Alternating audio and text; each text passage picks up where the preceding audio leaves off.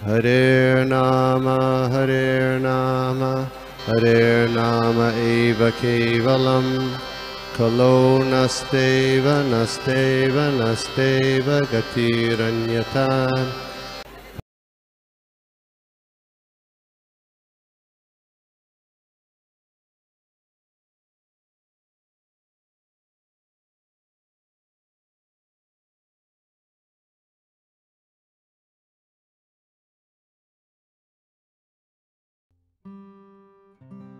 मखेश्वरी येश्वरी आदिश्वरी सुरेश्वरी विवेद भारतीश्वरी रमानपाणेश्वरी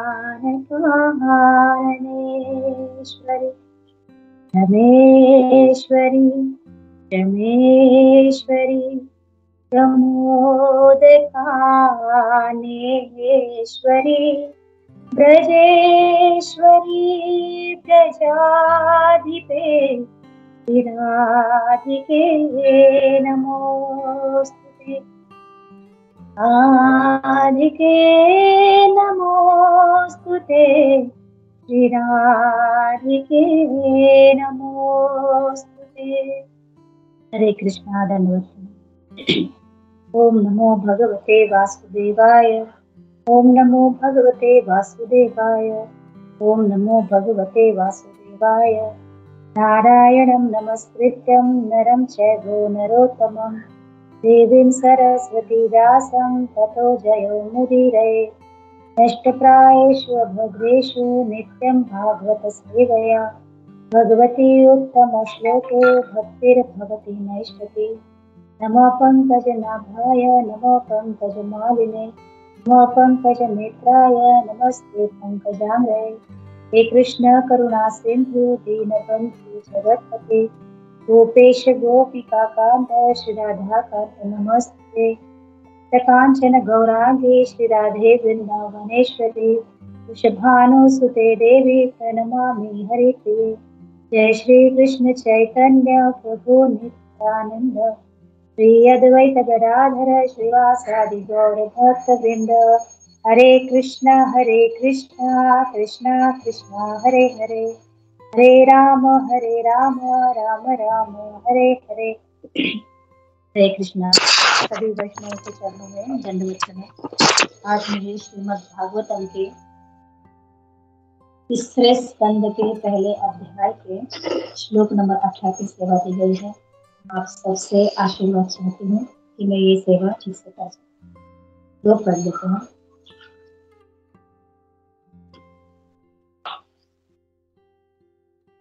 दूरेषु पुण्यपवनादिकुञ्जेषु अपकतोयेषु सरित्सरहसु अनन्तलिङ्गे समलङ्कृतेषु चचार तीर्थायतनेषु अनन्या। अनुवाद श्रील प्रभुपाद की जय। वे एकमात्र श्री कृष्ण का चिंतन करते हुए अकेले ही विविध पवित्र स्थानों तथा अयोध्या, द्वारका तथा मथुरा से होते हुए यात्रा करने निकल गए। उन्होंने ऐसे स्थानों की यात्रा की जहाँ की वायु, पर्वत, बगीचे, नदियाँ तथा झीलें शुद्ध तथा निष्पाप थी और जो अनंत के विग्रहों, मंदिरों की शोभा बढ़ाते हैं। इस तरह उन्होंने तीर्थ यात्रा की प्रगति संपन्न की। इसका अनुवाद तात्पर्य छोटा सा है, इसको भी पढ़ लेंगे। ऐसे तो मैं बड़ा वाला भी पढ़ लेती हूँ, इसको भी पढ़ लेंगे। तात्पर्य प्रभुपाद द्वारा श्रील प्रभुपाद की जय। श्री भगवान के इन अर्चा रूपों को नास्तिक जन मूर्तियां मान सकते हैं, किंतु विदुर या उनके अन्य सेवक ऐसा नहीं मानते। श्री भगवान के स्वरूपों का उल्लेख यहाँ पर अनंत लिंग के रूप में हुआ है। श्री भगवान के ऐसे रूपों में असीम शक्ति होती है जो स्वयं श्री भगवान जैसी ही होती है। अर्चा की शक्ति तथा श्री भगवान के साकार रूपों की शक्तियों में कोई अंतर नहीं होता। यहाँ पर पत्र पेटी, पोस्ट बॉक्स तथा डाकघर, पोस्ट ऑफिस का उदाहरण लागू होता है। शहर भर में लगी छोटी छोटी पत्र पेटियों में सार्वजनिक डाक व्यवस्था के समान ही शक्ति होती है। डाकघर का कार्य पत्रों को एक स्थान से दूसरे स्थान तक पहुंचाना है। यदि कोई व्यक्ति सार्वजनिक डाकघर द्वारा मान्य पत्र पेटियों में पत्र डालता है तो पत्र ले जाने का कार्य निश्चित रूप से संपन्न होता है। इसी तरह अर्चा मूर्ति श्री भगवान के साक्षात उपस्थित होने जैसी असीम शक्ति का प्रदान कर सकती है। इसलिए विदुर को विविध अर्चा रूपों में श्री कृष्ण के अतिरिक्त कुछ भी नहीं दिखा और अंततः वे एकमात्र श्री कृष्ण का साक्षात्कार कर सके, अन्य किसी का नहीं। ओम विष्णु पादाय कृष्ण कृष्णाय भूतले श्रीमते भक्ति वेदांत स्वामी नामने नमस्ते सरस्वती गौरवाणी प्रसाद ओम अज्ञान तिमिरान्धस्य ज्ञानाञ्जनशलाकया चक्षुरुन्मीलितं येन तस्मै श्री श्री कृष्ण चैतन्य प्रभु नित्यानंद श्री अद्वैत गदाधर श्रीवासादि हरे हरे हरे हरे राम हरे कृष्ण। बहुत ही सुंदर श्लोक है। विदुर जी भी हस्तिनापुर छोड़ चुके हैं और तीर्थाटन के लिए निकले हैं।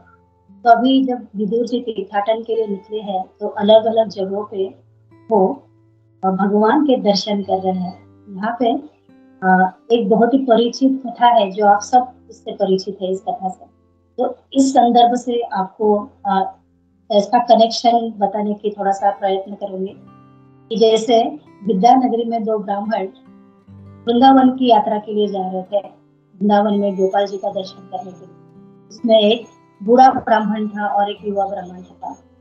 ये दो ब्राह्मण निकले हैं विद्यानगरी से वृंदावन तक जाने के लिए। तो रास्ते में ये जो युवा ब्राह्मण है उस बूढ़े ब्राह्मण की सेवा भी करता है ना, उसको जो भी कुछ चाहिए उसके लिए वो उसका पूरा बंदोबस्त कर देता है। तो ऐसे ही प्रवास में जो उनका प्रवास चल रहा था तो उनमें उन दोनों के बीच बहुत ही अच्छा सा तालमेल बैठ जाता है। फिर जब वृंदावन पहुंचते हैं तो अभी ये जो युवा ब्राह्मण के जो वैष्णव आचरण है, उसके जो ब्राह्मणिकल उसके जो गुण है, उससे वो बूढ़े ब्राह्मण है वो क्या है बहुत ही प्रभावित हो जाते हैं। और वो वहाँ पे जब गोपाल जी का दर्शन करते हैं, वहाँ विश्राम करते हैं, तो वो बूढ़े ब्राह्मण जो अभी युवा ब्राह्मण के आचरण से प्रभावित हो चुके हैं वो उनको कहते हैं कि मेरी एक कुंवर बेटी है ना, जिसका मैं भी विवाह करना चाहता हूँ और मुझे तुम्हारे सिवा कोई सुयोग्य वर दिखाई नहीं देता। मेरे मन में इच्छा हो रही है कि मैं मेरी बेटी का विवाह तुमसे करूं। तो जो ये युवा ब्राह्मण है उसने तो किसी आशा से उनकी सेवा नहीं करी थी। तो युवा ब्राह्मण कहता है कि आप इतने जल्दी में ऐसा निर्णय मत लीजिए, आपके परिवार वालों से पूछ लीजिए, आपकी कन्या से पूछ लीजिए, आपकी पत्नी है, आपके बच्चे हैं, उनसे बात कर लीजिए, फिर आप मुझे बता देना। तो जो बूढ़ा ब्राह्मण है वो कहते नहीं, मुझे ये नया निर्णय मैंने पक्का कर लिया है कि मेरी बेटी के लिए तुम ही एक बहुत ही उपयुक्त ऐसे बहुत ही सुयोग्य ऐसे वर हो। और वो फिर युवा ब्राह्मण फिर भी कहता है कि ऐसे भी हो सकता है कि बाद में आपके घर वाले आपके ऊपर दबाव डालें, है ना, तो ऐसा भी हो जाएगा। तो इसलिए आप पहले उनसे पूछ लीजिए, इतनी भी जल्दी नहीं है। तो अभी बूढ़ा ब्राह्मण गोपाल जी के सामने बैठे हैं मंदिर में। बूढ़े ब्राह्मण कहते हैं कि नहीं ऐसा नहीं होगा, मैं तुम्हें इस गोपाल जी को साक्षी मान के तुम्हें वचन दे रहा हूँ कि मैं अपनी बेटी का विवाह तुमसे कर दूंगा। फिर अभी ये प्रसंग हो जाता है। फिर बूढ़ा ब्राह्मण और युवा ब्राह्मण दोनों भी अपनी नगरी के लिए लौटते हैं। लौटने के कुछ दिनों पश्चात युवा ब्राह्मण उस बूढ़े ब्राह्मण को उनका जो उन्होंने वचन दिया था उसको याद दिलाने के लिए उनके गांव चला जाता है। तो गांव में चला जाने के बाद उनके घर पहुंचने के पश्चात जब वो अपना परिचय बताते हैं तो उनका जो बेटा है, उनका जो पुत्र है और उनकी पत्नी है वो इन बातों से इनकार कर देते हैं और बूढ़े ब्राह्मण को समझाते हैं घर के अंदर ही कि तुम्हें जब वो बाहर बुलाएगा और तुम्हें पूछेगा तो तुम साफ मना कर देना, तुम कहना अब मुझे याद नहीं है। बूढ़ा ब्राह्मण तो कहता है कि नहीं, मैंने तो उसको वचन दिया है, एक ब्राह्मण का वचन है, तो ऐसे कैसे मैं कह सकता हूँ। तो उनका पुत्र कहता है कि बस तुम इतना कह देना कि अभी तुम्हें ठीक से याद नहीं आ रहा, तुम्हारी उम्र हो चुकी है, तुम बूढ़े हो चुके हो, तो तुम्हें ठीक से अभी याद नहीं आ रहा है, लेकिन तुम हाँ नहीं कहना। तो अभी जो पुत्र आता है, पुत्र सामने आके कहता है कि ये हो नहीं सकता, है ना, मेरे पिताजी ने ऐसा कोई वचन दिया ही नहीं है। उनकी जो पत्नी है, पत्नी भी आके कहती है कि ऐसा हो ही नहीं सकता। तो अभी जो युवा ब्राह्मण है वो कहते हैं कि आपके जो पिताश्री है उनको बुलाया गया, है ना, वो जानते हैं। तो फिर पिताश्री को बुलाया जाता है। तो पिताश्री को बुलाया जाता है, बूढ़े ब्राह्मण आ जाते हैं। तो अभी बेटे ने जैसे बोला था तो बूढ़े ब्राह्मण वैसा ही बोलते हैं, कहते हैं कि अब मुझे, मेरी उम्र हो चुकी है तो मुझे ठीक से याद नहीं आ रहा है जो मैंने कहा है। तो अभी युवा ब्राह्मण कहता है कि देखिए, मुझे कोई अपेक्षा नहीं थी या मेरा कोई इच्छा नहीं थी आपकी पुत्री से विवाह करने की, लेकिन आपने गोपाल जी के सामने ये वचन दिया है, ब्राह्मण ने वचन दिया है, तो इसलिए मुझे आपको बारंबार उसको याद दिलाना पड़ रहा है। तो आप आपको वचन को आप याद रखिए। तो अभी जो ब्राह्मण का जो पुत्र है वो गुस्से में आ जाता है, गुस्सा क्रोधित हो जाता है, ब्राह्मण की पत्नी और वो पुत्र, और उसको मारने के लिए दौड़ते हैं। तो अभी ये जो युवा ब्राह्मण है, ये युवा ब्राह्मण क्या करता है, गांव की जो पंचायत है वो पंचायत में जाके ये समस्या बताता है, ये ऐसा ऐसे हुआ है और अभी बूढ़ा ब्राह्मण अपने वचन से मुकर रहा है। तो अभी पंचायत पंचायत बैठती है और पंचायत कहती है कि जो भी होता सब बोला जाता है। तो अभी बूढ़े ब्राह्मण को भी वहां पे लाया जाता है। तो बूढ़े ब्राह्मण कहता है कि हाँ, हो सकता है, मैंने कहा भी होगा, वहां पे जो गोपाल जी के विग्रह थे उनके सामने मैंने बोला भी होगा, लेकिन मुझे ना अभी ठीक से याद नहीं आ रहा है। तो अभी क्या करना होगा? तो यदि गोपाल जी यहाँ पे आके कह दे कि हाँ, मैंने ऐसे कहा था, तो शायद, है ना, ये बात फिर साबित हो सकती है कि ये सत्य है करके। तो पंचायत भी कहती है हाँ, अभी यही है कि यदि इन्होंने गोपाल जी के सामने कहा है तो गोपाल जी को यहाँ पे आना होगा, गोपाल जी को यहाँ पे लेके आना पड़ेगा। तो अभी युवा ब्राह्मण फिर से विद्यानगर से निकलते हैं और वृंदावन पहुंचते हैं। वृंदावन जाके ही गोपाल जी के सामने फूट फूट के रोना शुरू कर देते हैं, जैसे कोई पुत्र, है ना, उसके साथ जब कोई समस्या होती है, कोई प्रॉब्लम होती है, तो वो कैसे ना अपने माता पिता के पास जाके वो सारे घटना का वृत्तांत बताता है। तो वैसे ही अभी ये युवा ब्राह्मण फूट फूट के रो के सब कुछ बता रहा है, कैसे बूढ़े ब्राह्मण ने अपने वचन से मुकर दिया है, फिर उनके पुत्र ने कैसे उनके ऊपर वो मारने के लिए दौड़ा, है ना, इतना अपमानित किया, फिर पंचायत में मुझे जाना पड़ा, किस तरह से। तो बहुत ही रो रो के वो बताता है ये सब घटना। रवि कहता है गोपाल जी को कि आपको, अभी आपके सामने उन्होंने साक्ष्य दी थी, आपके सामने उन्होंने कहा था, तो आपको आना पड़ेगा। तो अभी गोपाल जी कहते हैं कि अरे, मेरे पाँव देखो, ये पत्थर के पाँव है, यहाँ पे जमीन में गड़े हुए हैं, है ना, मैं तो ठीक से चल भी नहीं सकता, तो मैं तुम्हारे साथ कैसे आ सकता हूँ? तो ये जो युवा ब्राह्मण है, ये युवा ब्राह्मण कहते हैं कि तुम पत्थर की मूर्ति हो, लेकिन फिर भी मेरी बात तो सुन पा रहे हो, तो इसका मतलब तुम चल भी सकते हो। और फिर जो गोपाल जी है, गोपाल जी इस तर्क से बड़े प्रसन्न हो जाते हैं। युवा ब्राह्मण को कहते हैं कि ठीक है, मैं तुम्हारे साथ आऊंगा, लेकिन मेरी एक शर्त है। मेरी शर्त क्या है कि एक तो मुझे तुम्हें दिन भर में एक मन अनाज खिलाना पड़ेगा, मुझे प्रसाद खिलाना पड़ेगा, क्योंकि मैं चल नहीं पाऊंगा। तुम तो हो गरीब ब्राह्मण, तुम्हें तो 2-2 3-3 दिन खाने को नहीं मिलेगा, तुम खाली पेट रह जाओगे। लेकिन मैं तो नंद महाराज का पुत्र हूँ ना, मैं ऐसे खाली पेट नहीं रह सकता, और तुम्हारे साथ तो खाली पेट तो चल ही नहीं सकता, तो तुम्हें मेरे भोजन का बंदोबस्त करना पड़ेगा। तो युवा ब्राह्मण कहता है ठीक है। कहते मेरी और भी एक शर्त है कि मैं तो आऊंगा, लेकिन मैं तुम्हारे पीछे पीछे चलूंगा, और तुम पीछे मुड़ के नहीं देखोगे जब मैं तुम्हारे पीछे आऊंगा। तो युवा ब्राह्मण कहता है फिर ऐसे हो गया कि मैं तो चल रहा हूँ और तुम पीछे से ही कहीं निकल गए, क्योंकि तुम्हारी तो आदत है ना, भाग के जाने की। तो गोपाल जी कहते हैं कि नहीं नहीं, मैं ऐसा नहीं करूंगा। तो युवा ब्राह्मण कहते हैं कि मुझे कैसे पता चलेगा कि तुम मेरे पीछे से आ रहे हो या नहीं? गोपाल जी कहते हैं कि मेरे पैरों में जो ये जो नुपुर है ना, ये नुपुर की आवाज तुम्हें सुनाई देगी, तो तुम समझ लेना कि मैं तुम्हारे पीछे पीछे आ रहा हूँ। तो हो जाता है, डन हो जाता है। अभी गोपाल जी चल रहे हैं युवा ब्राह्मण के पीछे पीछे। युवा ब्राह्मण रोज उनको माधुकरी मांग के जो भी अनाज आता था वो अनाज पका के उसका भोग लगा देते थे, उनका प्रसाद भगवान को, भगवान प्रसाद पाते थे वो। और इस तरह से वो विद्यानगरी तक पहुंच जाते हैं। और अभी जो गांव है वो गांव दिखने जैसा है ना, नदी के उस तट के पार अभी वो गांव है। और अभी ये जो युवा ब्राह्मण है वो बहुत ही प्रसन्न हो जाता है, बहुत ही खुश हो जाता है कि अभी मेरा गांव आ गया है। और वहां पे नदी के इस तट पे क्या है, बालू है, रेत है। तो उस रेत में पाँव धंसने से अभी क्या हो जाता है, भगवान के नुपुरों की आवाज नहीं आती।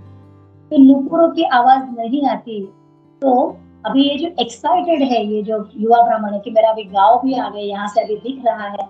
और वो देखता है कि भगवान के नुपुरों की आवाज तो नहीं आ रही है। तो वो पीछे मुड़ के देखता है, पीछे मुड़ के देखता है तो गोपाल जी कहते हैं, देखो तुमने अपने वचन को तोड़ा है। मैंने कहा था तुमने यदि पीछे मुड़ के देखा तो क्या होगा, मैं जहाँ पे हूँ मैं वहीं पे स्थित हो जाऊंगा। तो अभी वो कहते हैं, युवा ब्राह्मण कहता है कि अरे ये इस नदी के उस पार ही तो मेरा गांव है, वही यहाँ से तो दिखाई भी दे रहा है, तो तुम्हें आना पड़ेगा वहां पे। गोपाल जी कहते हैं कि नहीं, अभी तुम उन लोगों को यहाँ पे लेके आओ, उनको बता दो कि गोपाल जी यहाँ तक आए हैं।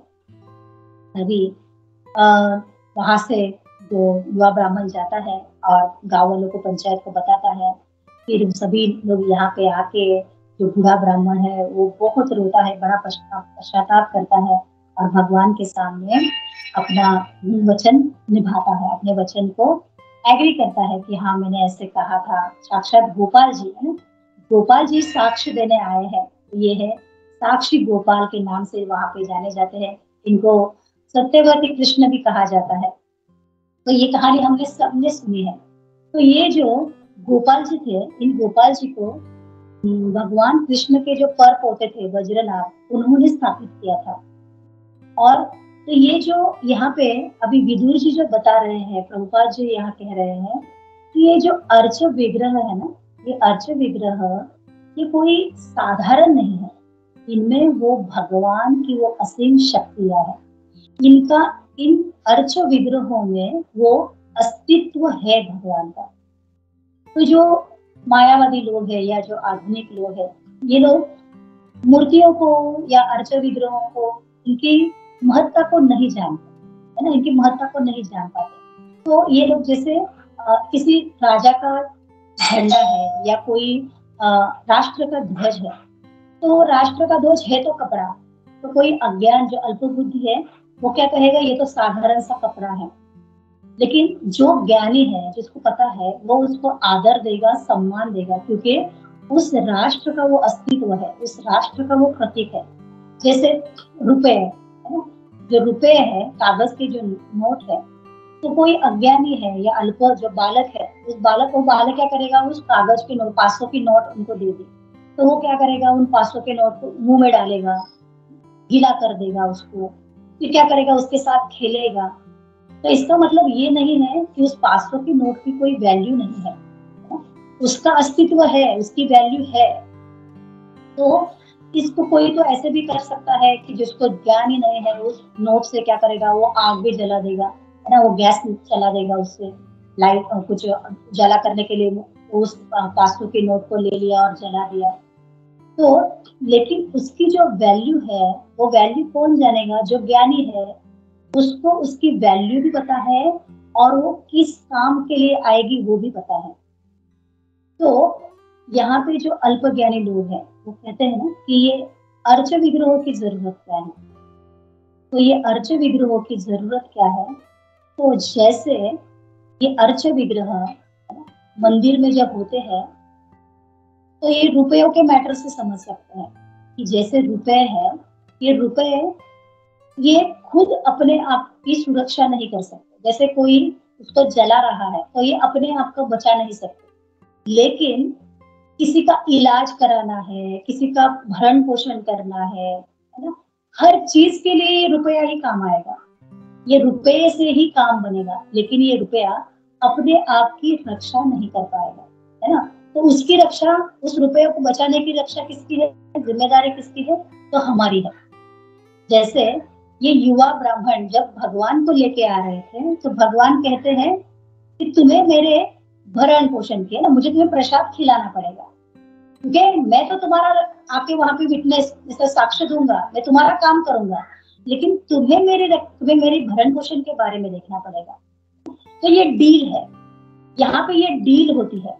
तो वैसे ही जब भगवान इस भूलोक में आते हैं तो हमारे साथ डील होती है भगवान की, कि मैं तुम्हें जो भी चाहिए तुम्हारे जीवन में, जो भी उपयोगी है, मैं तुम्हें प्रदान करूंगा। तो उसके बदले में क्या करना पड़ेगा कि जब मैं अर्च विग्रहों के रूप में आता हूँ तो हमें भगवान की सुरक्षा करनी पड़ेगी। जैसे हम भगवान को दिया कर रहे हैं, भगवान को स्नान करा रहे हैं, भगवान को वस्त्र पहना रहे हैं, तो ये सब क्या है, ये डील है कि हमें ये करना पड़ेगा। यदि हमें भगवान से ये सारी भौतिक सुविधाएं या जो भी कुछ चाहिए, हमें जीवन में यदि सुखी होना है, हमारे फेवर में यदि हम भगवान को चाह रहे हैं, तो हमें भी ये भगवान के लिए करना होगा। तो ये जो अर्च विग्रह है, भगवान है, इनका अस्तित्व भी है और इनकी वैल्यू भी है। तो ये जो अल्पज्ञानी है, ये इन चीजों को समझ नहीं पाते हैं। तो ये क्या करते हैं, ये अलग अलग तर्क करते हैं, अलग अलग तर्क करते हैं, ये तो पत्थर की मूर्त है, ये तो ऐसा है। तो प्रभुपाद जी मूर्त और अर्च विग्रह इनमें फर्क भी बताते हैं।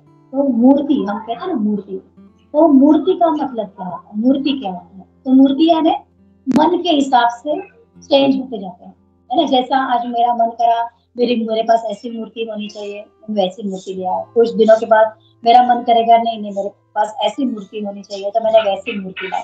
तो इसमें क्या है, इसमें ना मेरी चॉइस है, मैं उनके आकार को देख रही हूँ। तो उस आकार को देखते हुए मेरा मेरा मन खुश हो रहा है कि ऐसे आकार में चाहिए, वैसे आकार में चाहिए। तो ये क्या हो गई, ये हो गई मूर्ति हो गई।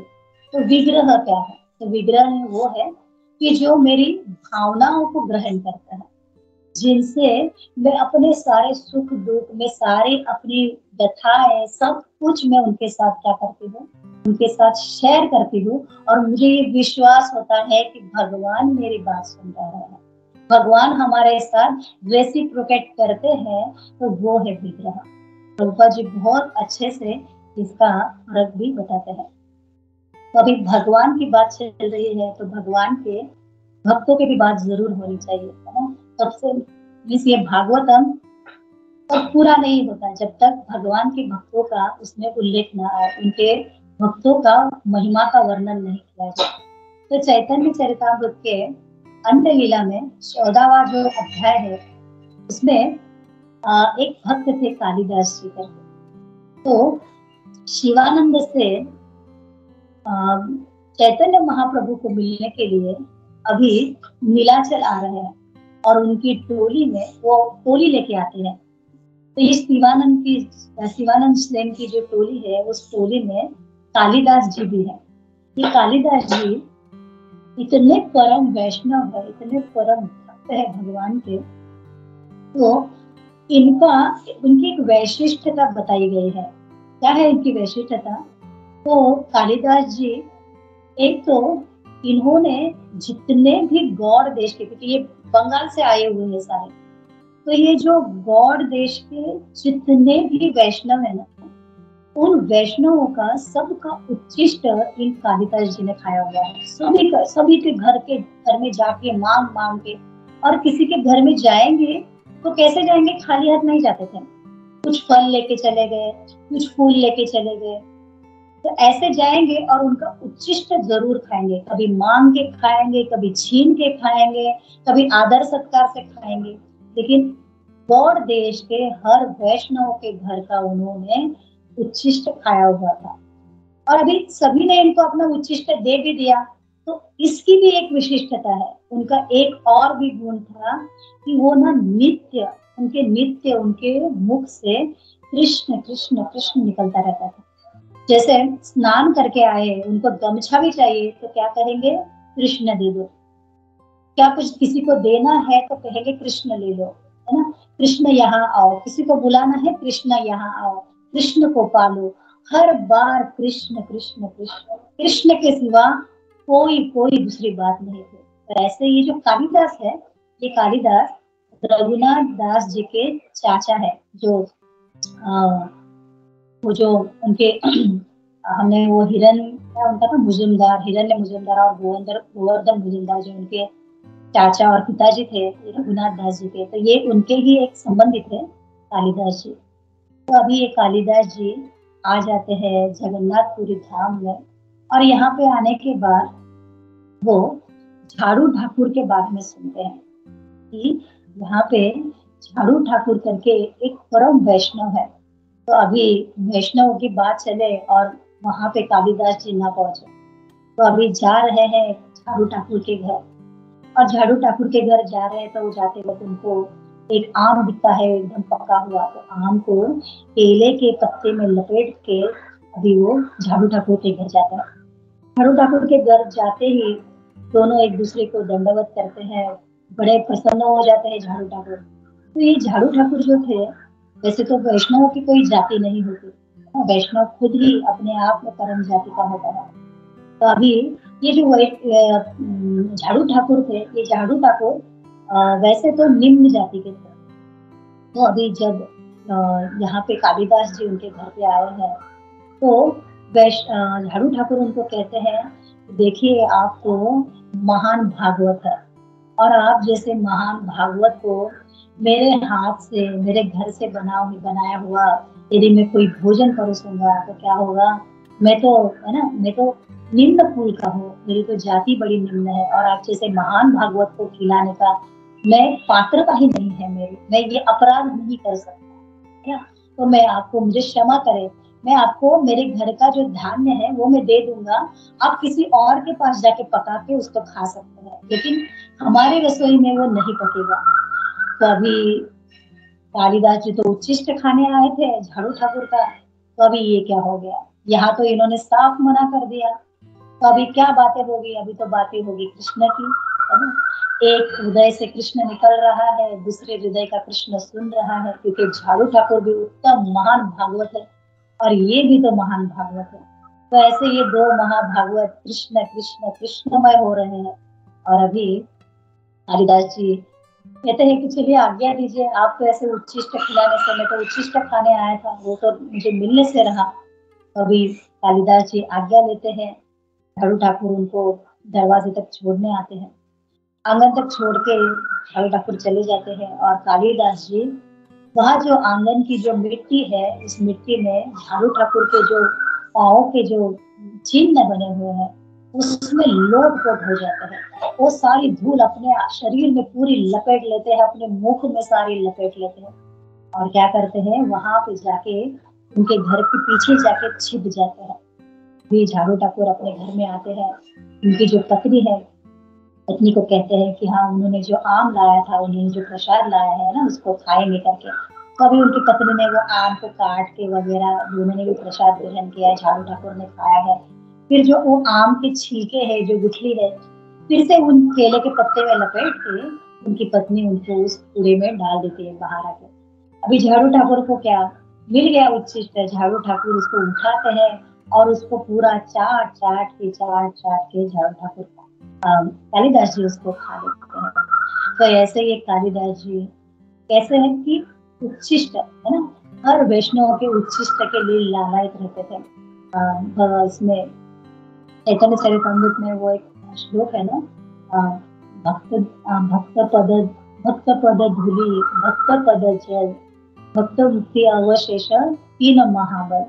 ये जो भक्त की जो धूलि है, चरण धूलि है, वो फिर भक्तों के जो चरण के जल है, जो पानी है वो, और दूसरा क्या है, ये जो भक्तों का जो उच्छिष्ट है, इनमें क्या है, इनमें बहुत बल है। ये बस इतना सा मिलने के बाद भी क्या होता है, हम गोलोक धाम तक हमारा सफर हो सकता है। ये इतने, इन तीनों में इतना बल है कि ये हमें गोलोक धाम तक पहुंचा सकता है। इसका नारद मुनि भी इसका बहुत ही श्रेष्ठ और उत्तम उदाहरण है। और अभी ये कालिदास जी अभी क्या है, अभी कालिदास जी नीलाचल चलते हैं, नीलाचल जाते हैं महाप्रभु के दर्शन के लिए। तो महाप्रभु अभी दर्शन कैसे दे रहे हैं इन सबको, जितने सब आए हैं बंगाल से, तो उनमें उनमें तो माताएं भी थी, स्त्रियां भी थी। तो जो जितने भी पुरुष थे वो तो प्रभु के चरणों के निकट जाके दर्शन कर पाते थे, लेकिन महिलाएं नहीं कर पाती थी, स्त्रियां नहीं कर पाती थी। तो अभी चैतन्य महाप्रभु एक ऊंची जगह पे खड़े हो जाते हैं ताकि सभी भगवान के, महाप्रभु के चरणों के भी दर्शन कर पाए। और अभी महाप्रभु खड़े हो गए ऊंचे स्थान पे, और स्त्रियां महिलाएं सारे महाप्रभु के अच्छे से दर्शन कर पाए। तो अभी महाप्रभु जब जगन्नाथपुरी में दर्शन करने जाते थे, तो वहां पे जाते वक्त महाप्रभु क्या करते थे, एक पानी का गड्ढा था, उस गड्ढे में महाप्रभु अपने पैर धोते थे। और जो गोविंद था, उनका जो सेवक था, उस गोविंद को बहुत ही कठोरता से बताया गया था कि इस जल को कोई भी ग्रहण न कर पाए। तो ये गोविंद को ये कार्यभार संभाला गया था, ये जल को कोई भी स्पर्श भी न कर पाए और इसको कोई इसको ग्रहण भी न कर पाए। तो एक छोटा सा पानी का गड्ढा हुआ था। तो महाप्रभु वहां पे पैर धो के जगन्नाथ जी के दर्शन करने चले जाते हैं। और अभी कालिदास जी वहां पे आके बैठ जाते हैं उस गड्ढे के पास। गोविंद कहता है नहीं, मना किया है, महाप्रभु ने किसी को भी परमिशन नहीं दी है, तो तुम इसमें से जल ले नहीं सकते, इसको ग्रहण नहीं कर सकते। तो कालिदास जी बस बैठे हैं, महाप्रभु की प्रतीक्षा कर रहे हैं, महाप्रभु आएंगे, महाप्रभु के दर्शन कर लेंगे। गोविंद कह रहा है कि प्रभु ने मना किया है, तुम्हें मिल नहीं सकता, तुम जाओ। लेकिन कालिदास जी बस कहते बहरे हैं, गूंगे हैं, कुछ सुनाई नहीं दे रहा। कालिदास जी बैठे हैं। अब महाप्रभु आ गए। जैसे महाप्रभु आ गए, महाप्रभु के चरणों में कालिदास जी गिर जाते हैं और महाप्रभु से भिक्षा मांगते हैं कि ये जो चरण के जो आपकी जो जल है, ये जल मुझे दीजिए। और महाप्रभु क्या करते हैं, 3 अंजलि उनको वो जल पीने देते हैं। तो देखिए महाप्रभु भी कितनी कृपा कर देते हैं कालिदास जी को। और कालिदास जी भी देखिए कितने अनन्य भक्त है भगवान के, कि है ना, कुछ उनको कोई क्या कह रहा है, कोई उसको उनको कोई लेन देन नहीं है। उनको तो बस भगवान से सरोकार है, मेरे भगवान और मैं। और अभी 3 अंजलि जल लेने के बाद महाप्रभु कहते हैं कि बस अभी ज्यादा नहीं दूंगा, बस हो गया, इतना ही। महाप्रभु चले जाते हैं। महाप्रभु जब गंभीरा में जाते हैं, तो गंभीरा में जाने के बाद गंभीरा में बड़ा एक नियम होता था, गंभीरा के आसपास कोई भक्त नहीं आ सकते थे। स्वरूप दामोदर जी, रामानंद राय जी, ये बहुत ही इसका पालन करते थे कि कोई महाप्रभु के आराम में कोई व्यवधान न करे। तो बड़ा ही उसको साफ सुथरा सा, और उसको सभी भक्तों से थोड़ा सा बचा के रखते थे कि यहाँ पे कोई भीड़ न हो, कोई ज्यादा यहाँ पे आके महाप्रभु के जब साधना चले उसमें कोई व्यवधान ना हो। अभी महाप्रभु क्या कर रहे थे, महाप्रभु प्रसाद ग्रहण कर रहे थे। महाप्रभु प्रसाद ग्रहण कर रहे थे और जो गोविंद है वो गोविंद बाहर खड़ा था। वो कालिदास जी वहां पे जाके बैठ जाते हैं गंभीरा के बाहर। तो गोविंद कहता है अरे तुम यहाँ भी आ गए, वहां पे तो ठीक था जगन्नाथपुरी में, लेकिन यहाँ पे तो जरा भी आना अलाउड नहीं है तुम्हें। यहाँ पे तो जब कोई देख लेगा ना, यदि रामानंद राय जी देख लेंगे, स्वरूप दामोदर जी देख लेंगे, तो बड़े क्रोधित हो जाएंगे। तुम जाओ यहाँ से गंभीरा के बाहर। और जब महाप्रभु प्रसाद ग्रहण कर रहे हो तो कोई नहीं आ सकता। फिर भी ये जो कालिदास जी है, वो कालिदास जी बड़े ही दीन होके बैठे हैं, बड़े ही दीन होके बैठे हैं। और जब महाप्रभु प्रसाद ग्रहण करते हैं, महाप्रभु तो पहचान ही गए कि बाहर कालिदास मेरे उच्छिष्ट के लिए प्रतीक्षा कर रहा है। तो जैसे ही संवाद चल रहा था, महाप्रभु आते हैं और कालिदास को अपना उच्छिष्ट दे देते हैं। तो ऐसे भगवान और ऐसे उनके भक्त की लीला है कि भगवान हर जगह पे अपने भक्तों के मनोभाव को जानते हैं। तो ये जो अर्च विग्रह भी है, ये क्या है, ये भगवान का अस्तित्व है, ये साक्षात भगवान ही है। यहाँ पे विदुर जी के माध्यम से सुखदेव गोस्वामी हमें यही बताने की कोशिश कर रहे हैं कि ये जो अर्च विग्रह है ये क्या है। जैसे प्रभुपाद भी यहाँ पे पत्र पेटी का भी उल्लेख कर रहे हैं कि जैसे छोटी छोटी पत्र पेटियां होती है, हर एक इलाके में होती है, तो एक मंदिर भी होता है ना, बड़ा सा मंदिर होता है। तो वैसे ही हर एक अपने अपने घर में हम अच्छे विग्रह रखते हैं, मंदिर में भी बहुत बड़े अच्छे विग्रह होते हैं। तो जैसे पत्र पेटी में डाला हुआ पत्र वो उस जगह पे जरूर पहुंचेगा, है ना। वो डाकघर जाएगा, मेन ऑफिस में जाएगा, फिर वहां से वो अलग अलग जगह पे डिस्ट्रीब्यूट होगा, लेकिन वो क्या है, वो ऑथेंटिक है, वो उसके उचित जगह पे जरूर जाएगा। वैसे ही हमने अपने घर में जो भी अर्चन विग्रह है या हम मंदिरों में जाते हैं, तो यहाँ पे जो हमने प्रार्थना की है, जो भी हमने याचना की है, वो गोलोक धाम तक, कृष्ण तक जरूर पहुंचाई जाए, क्योंकि ये क्या है, ये सब ऑथेंटिक स्थान है।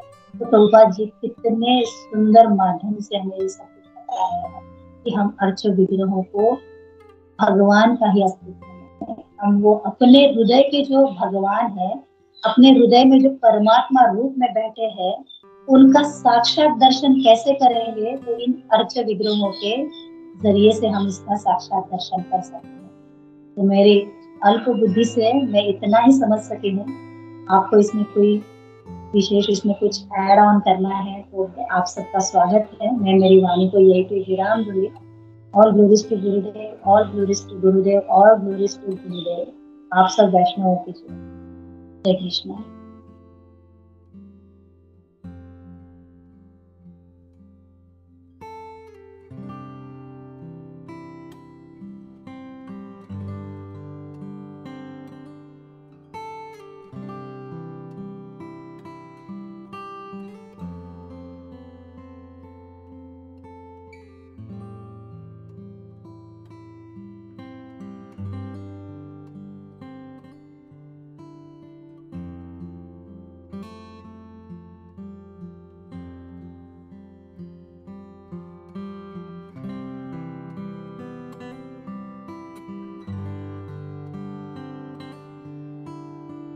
यस, हरे कृष्णा, हरे जय कृष्ण। माता जी। यस, हरे कृष्णा माता जी। माता जी मेरी आवाज आ रही है क्या? हरे कृष्णा। माता जी बहुत ही सुंदर क्लास था। और माता जी मेरा एक प्रश्न था इसमें, जैसे शुरुआत में आपने बताया कि ये जो युवा ब्राह्मण था, ये जो जब ये उस बूढ़े ब्राह्मण की जब सेवा करता है, तब उसके मन में कोई आशा नहीं होती और वो निष्काम ही उनकी सेवा करता है। तो माता जी मेरा प्रश्न ये था, जब वे चले गए वहां से, और जब बूढ़े ब्राह्मण के घर वाले उन्हें कहते हैं आप भूलने का नाटक करना और इन्हें मतलब टाल देना, तो वो युवा ब्राह्मण, जब उनके मन में सेवा करते समय कोई आशा नहीं थी इस प्रकार की कि वे बूढ़े ब्राह्मण अपनी पुत्री की मतलब विवाह उनसे करेंगे, तो फिर वो जो युवा ब्राह्मण है वो क्यों गया उनके पास ये याद दिलाने के लिए कि आपने वचन दिया था, और जबकि उसने तो निष्काम रूप से ही सारी सेवा की थी बूढ़े ब्राह्मण की, तो फिर वो क्यों गया ये याद दिलाने के लिए, और उन्होंने साक्षी गोपाल का विग्रह की भी सहायता ली। तो ये प्रश्न था माता जी, अगर आप कुछ इस पे बता सके। हरे कृष्णा माता जी। हरे कृष्ण माता जी। माता जी प्रश्न बहुत ही सुंदर है, शायद आप भी इसका उत्तर जानती होंगी, लेकिन बस मेरे मुख से आपको सुनना है। तो एक सबको शायद पता ही होगा यहाँ पे बैठे जितने भी है। तो ये जो युवा ब्राह्मण है उसको अपेक्षा तो नहीं थी, लेकिन जब वो बूढ़े ब्राह्मण जब वो वचन दे रहे थे, मैं तुम्हें वचन देता हूँ, तब वो युवा ब्राह्मण उनको मना भी कर रहा था, उनको बोल भी रहा था कि आप ऐसे वचन मत दीजिए, पहले अपने बेटे को, पुत्र को पूछिए, अपनी पत्नी की सम्मति लीजिए, अपनी पुत्री की सम्मति लीजिए, क्योंकि एक ब्राह्मण का जो वचन होता है वो उसको निभाना ही पड़ेगा, है ना। ब्राह्मण की जो वाणी है ये क्या है, यदि वो अपने वचन को नहीं निभाता है तो ये क्या है, ये एक अपराध माना जाता है। तो उसको अपने इसलिए नाप तोल के बोलना चाहिए। ब्राह्मण को जब कोई वो प्रॉमिस करे, जब कोई वचन दे, तो उसको बहुत ही उसको मीन्स क्या है, एक तो वचन देने से पहले सोचना चाहिए, और यदि दे दिया है तो उसको निभाना ही पड़ेगा। जैसे वसुदेव जी भी जब कारागृह में थे, भगवान कृष्ण का जब जन्म होता है, तो वो मन में ना विचार करते हैं कि मैं दान दूंगा, है ना, मैं इतना दान करूंगा, गाय दान करूंगा, 1000 गाय दान करूंगा। तो जब वो कारागृह से बाहर आते हैं, तो बाहर आने के बाद पहले वो क्या करते हैं, वो 1000 गायों का दान करते हैं। क्योंकि ये ब्राह्मण के वचन है। तो जो भी ब्राह्मण कभी कोई वचन देता है तो उसको निभाना ही पड़ेगा। तो अभी ये जो युवा ब्राह्मण है वो जानता है कि ये शास्त्र का कठोर नियम है।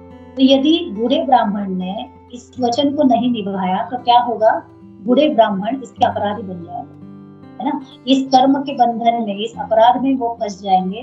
तो उनको वो अपराध न लगे, इसलिए वो युवा ब्राह्मण उनको वो याद दिलाने जाता है ना, उनको वो बताने जाता है कि अभी आपने जो वचन दिया है अभी वो आपको पूरा करना ही पड़ेगा। माता जी, हरे कृष्ण माता जी। हरे कृष्ण माता जी, धन्यवाद, प्रणाम। थैंक यू माता जी। ये मतलब इससे क्या हमें ये समझना चाहिए कि जो युवा ब्राह्मण था उनको बहुत ही उन बूढ़े ब्राह्मण के लिए करुणा थी और इसीलिए वे चाहते थे कि उन्हें याद दिला दें कि जो उन्होंने वचन दिया है उसे निभाए, नहीं तो उन्हें कर्म बंधन का मतलब कर्म बंधन में उसको उसको उनका शायद पाप लगे या जो जैसे हो वैसे, यही समझ सकते हैं ना माता जी? जी माता जी, जी माता जी। ब्राह्मण के गुण ही बताए गए ना कि उसके हृदय में करुणा होनी चाहिए, दया होनी चाहिए सबके प्रति। जैसे हम सबको कहते हैं ना कि हरे कृष्ण महामंत्र करो, सबको हम बताते हैं जाके कि एक माला तो करो। तो ये क्या है, हमें उस जीव के प्रति ना, हमें उस आत्मा के प्रति क्या है, हमारे मन में करुणा है कि इसका भी उद्धार होना चाहिए, इसको भी इस भवसागर से निकलना चाहिए। तभी हम जाके उसको कहते हैं कि तुम एक माला तो जपो, एक माला तो करो। अभी हम सब दीपदान करते हैं, हम सब किसी है ना, हमारे आस पड़ोस में जो भी भक्त नहीं है उनको भी बुलाते हैं, उनके घरों में जाके दीपदान करते हैं। तो क्यों करते हैं, क्योंकि हम, ये करुणा है। ये करुणा कब आई, जब हमारे अंदर वो गुण आए, हमारे अंदर वो ब्राह्मणों के गुण आए, वैष्णवों के गुण आए, तो वो करुणा आ गई। तो ये जो वैष्णव है इनका ये धर्म है कि वो सबको क्या करे, इस भवसागर से निकालने के लिए उनको प्रोत्साहित करे, उनको मार्गदर्शन करे, है माता जी। तो ये शांति, तप और ये दया, करुणा, ये सब ब्राह्मणों के गुण है माता जी। हरे कृष्ण, धन्यवाद माता जी।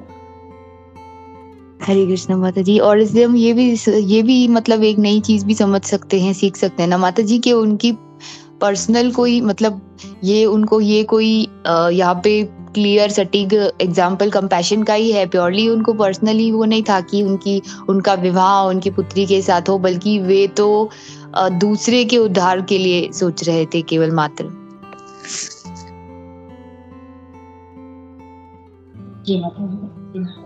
और कभी कभी ना, जैसे मैंने एक लेक्चर में सुना था, प्रभु जी बता रहे थे कि हम जब भगवान का भी कोई कार्य कर भी रहे हैं, जैसे हम फूड डिस्ट्रीब्यूशन कर भी रहे हैं, कुछ कर भी रहे हैं, और उसमें हमें थोड़ा सा ना अपने स्वार्थ को भी अपना आया, हमारे मन में विचार भी आया, तो है ना, प्रभु जी कह रहे थे कि चल भी जाएगा, है ना, क्योंकि हम भगवान का इतना बड़ा कार्य कर रहे हैं ना। तो हम तो वो है ना, फंसे हुए जीव है, हम अभी तक वो शुद्धता नहीं है हमें, तो अशुद्धता के साथ हम कोशिश कर रहे हैं। तो जैसे वो ध्रुव महाराज के साथ होता है ना, जब वो तपस्या करने जाते हैं तो उनके मन में इच्छा होती है पहले, तो वैसे ही ये अशुद्धियां है हमारे अंदर। तो वो अशुद्धियों के साथ ही भगवान है ना क्या करेंगे, हमें धीरे धीरे ये जो महामंत्र है हमें शुद्ध कर देगा, हमें उस शुद्धता के पास हमें लेके आएगा माता जी, है ना माता जी। हरे कृष्ण। हरे कृष्ण माता जी, बहुत ही सुंदर तरीके से बताया माता जी। क्योंकि अगर हम जैसे जीव होंगे, फॉर एग्जाम्पल अगर मैं अपनी बात करूं और मैं उस क्योंकि हम कलयुगी जीव हैं और हमारे अंदर जैसे आपने कहा अशुद्धताएं होती हैं, उसी के साथ भी हमें भगवान अपनाते हुए चलते हैं। तो अगर हम फॉर एग्जाम्पल मेरी बात करूं, अगर मैं उस युवा ब्राह्मण के जगह होती तो आजकल के युवा कैसे सोचते हैं, अरे वाह, एक बड़े संत ने मुझे वचन दिया है कि वे अपनी बेटी की शादी मुझसे करेंगे, तो क्यों ना मैं उपस्थित हो जाऊं। वो उन्हें ये डेफिनेटली वो भले भगवान की भी भक्ति करेंगे, पर उन्हें ये भी रहेगा कहीं ना कहीं कि हाँ मुझे भी कहीं से मतलब एक इनविटेशन मिला है। तो वो क्योंकि हमारी इस, अगर मैं उस ब्राह्मण की जगह होती तो मैं शायद यही सोचती कि चलो एक वरिष्ठ भक्त ने मुझे, तो ये हमारी कलयुगी अशुद्धियां हैं। पर इसमें हम ये देख सकते हैं ना कि वो भी मतलब कहीं ना कहीं भगवान के मतलब भक्त हैं और हम चाहते हैं कि उन्हीं से हमारा संबंध बने। तो यही शायद भगवान देखते होंगे कि कुछ भी हम मांगे भी तो भगवान के चाहते हैं कि वो भगवान की ओर से ही आए। तो थैंक यू माता जी, हरे कृष्ण। जी माता जी, बहुत ही अच्छा आपने बताया। मुझे एक पॉइंट इसके ऊपर याद है कि यहाँ पे अनुवाद में यहाँ पे सब बताया गया है कि भगवान की शक्तियाँ है ना, कि भगवान की शक्तियाँ हमारे ऊपर हमेशा रहती है ना। भगवान हर चीज के साक्षी होते हैं। कैसे साक्षी होते हैं? तो एक तो हमारा जो ये प्राण वायु चल रहा है ना, वायु इनके देवता है, तो ये वायु देवता साक्षी है हमारी सारी एक्टिविटीज। दूसरे क्या है, ये जो दशो दिशाएं हैं, ये दिशाएं साक्षी है ना, जो भी कुछ हम कर रहे हैं। फिर क्या है, ये सारा जो सूर्य देवता है, चंद्र देवता है, ये सारे साक्षी है हमारे हमारे हर कार्य के। जो हम कहे कि हम कौन देख रहा है, किसको पता है, लेकिन जो और सबसे मेन तो ये परमात्मा जो हृदय के अंदर बैठे हैं, तो ये सब हमारे लिए वो साक्षी है। हम क्या क्या कर रहे हैं, है ना, हमारे विचार कैसे हैं, हम क्या सोच रहे हैं, ये सारी चीजें के लिए। तो यहाँ पे प्रभुपा जी भी यही बता रहे हैं कि ये शक्तियाँ, जो ये शक्तियाँ हैं जो हमें प्रकृति से मिल रही है, ये भी क्या है, ये सारे भगवान के अस्तित्व के बारे में ही बता रही है। भगवान है, हर जगह पे है, और हमें बस यही समझना है और यही प्रयास करना है कि हम सभी भगवान का नित्य चिंतन कर सके, नित्य मनन कर सके। हरे कृष्ण माता जी, धन्यवाद। थैंक यू माता जी, थैंक यू सो मच। हरे कृष्ण माता जी, धन्यवाद, प्रणाम।